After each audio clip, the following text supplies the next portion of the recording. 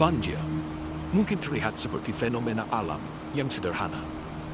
Air meluap, menggenang, dan merusak apapun yang dilewatinya. Sebagian orang menganggapnya hanya akibat curah hujan yang terlalu tinggi atau sungai yang tidak mampu menahan volume air. Namun bagi sains, banjir bukanlah peristiwa tunggal. Ia adalah hasil akhir dari proses panjang yang bekerja jauh sebelum permukaan air mulai naik. Ada sebuah mekanisme besar yang bergerak diam-diam di baliknya. Sebuah rantai sebab akibat yang dimulai dari satu tindakan manusia dan berakhir pada perubahan seluruh landscape dari hulu hingga hilir. Karena itu, muncul satu pertanyaan penting. Bagaimana sebenarnya sains menjelaskan bahwa deforestasi dapat menyebabkan banjir? Hutan, lebih dari sekedar kumpulan pepohonan. Ia adalah sebuah kerajaan sunyi, tempat kehidupan saling bergantung, yang dibangun oleh jutaan tahun evolusi. Di lantainya yang lembab, tumbuh beragam flora yang rumit dan menakjubkan. Dan beberapa meter di atas tanah, pada dunia yang berbeda, hidup para penghuni yang tak pernah tidur, burung, primata, dan ribuan makhluk lain yang menjaga ritme kehidupan hutan. Setiap makhluk memainkan perannya, membentuk keseimbangan yang begitu rapuh namun sempurna. Namun, peran hutan tidak berhenti pada menjaga kehidupan di dalamnya. Selama ribuan tahun, ia juga menjadi penjaga alam bagi dunia di sekitarnya. Akar-akar pohonnya menahan tanah dari erosi, menyerap air hujan dalam jumlah besar, lalu melepaskannya perlahan ke sungai. Sebuah mekanisme yang bekerja diam-diam tanpa pernah terlihat manusia. Tetapi di balik harmoni itu, perubahan perlahan merayap masuk. Semua berawal dari sesuatu yang tampaknya sederhana. Sebuah pohon yang tumbang. Lalu pohon berikutnya, lagi, dan lagi. Hingga terjadilah deforestasi. Dalam hitungan bulan, suara mesin gergaji menggantikan kicau burung. Kanopi yang dulu melindungi tanah dari panas, hujan, dan angin perlahan menghilang, meninggalkan hamparan luas yang terbuka tanpa penjaga. Tidak banyak yang menyadari bahwa di titik inilah kisah banjir sesungguhnya dimulai. Sains memandang banjir sebagai spektrum, bukan satu peristiwa tunggal. Dan dari sudut pandang ilmiah, ada beberapa jenis banjir yang saling berkaitan, namun disebabkan oleh mekanisme berbeda. Dua di antaranya adalah yang paling sering muncul dan paling merusak. Banjir sungai dan banjir bandang. Banjir sungai, seperti namanya, terjadi ketika aliran sungai kehilangan kapasitasnya. Setelah hutan ditebang dan tanah kehilangan kemampuan menyerap air, hujan yang turun tidak lagi meresap ke dalam bumi.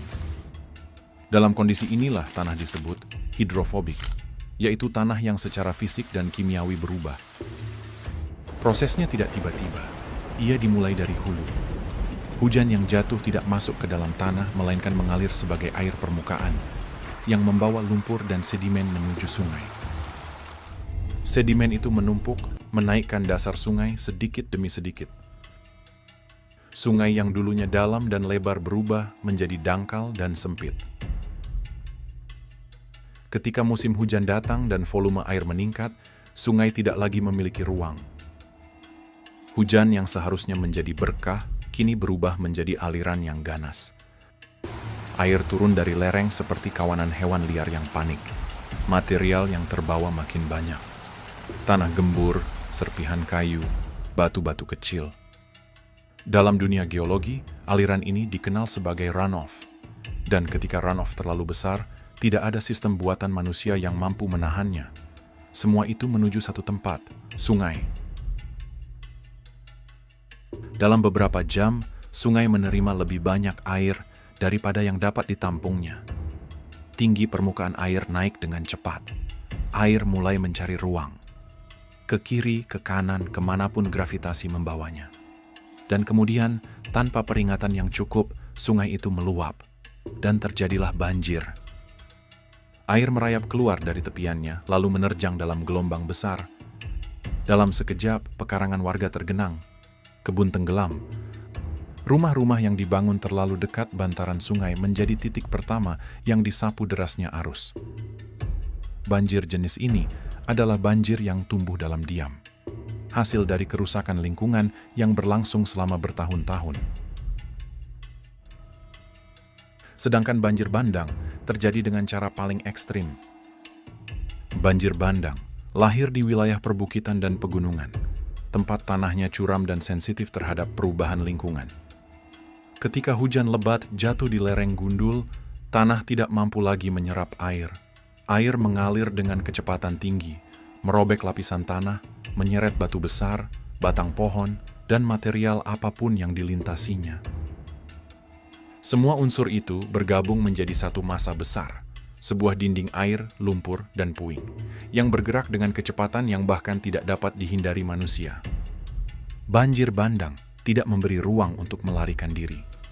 Dalam hitungan menit, ia dapat menghancurkan jembatan, merobohkan rumah, dan mengubah lembah menjadi jalur kehancuran yang baru. Inilah banjir yang paling ditakuti, cepat, brutal, dan sering muncul tanpa cukup peringatan. Di tengah kekacauan itu, satu hal menjadi jelas, bencana ini adalah hasil dari proses panjang yang dimulai jauh sebelum hujan pertama turun. Meski mekanismenya berbeda, banjir sungai dan banjir bandang lahir dari kondisi yang sama. Hilangnya tutupan hutan, tanah yang semakin keras dan tidak menyerap air, sungai yang penuh sedimen, serta hujan ekstrim yang dipicu perubahan iklim. Sains melihat dua jenis banjir ini tidak berdiri sendiri. Mereka adalah tanda-tanda dari ekosistem yang kehilangan keseimbangannya, dari alam yang mencoba berbicara melalui cara yang paling kuat yang ia punya, ialah air.